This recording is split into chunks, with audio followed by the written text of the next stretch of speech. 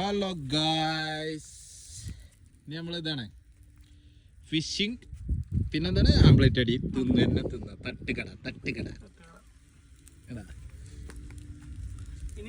കണ്ടാ കടാ.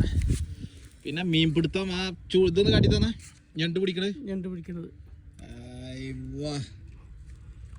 ഞണ്ട് പിടുത്തം. ടോർച്ച് കത്തുള്ള അതിന്റെ ബാക്കില്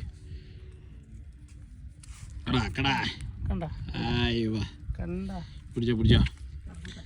ഇത് നമ്മളെ അനസ് മോൻ സെറ്റല്ലേ? മിയ ഫിൽ മിയ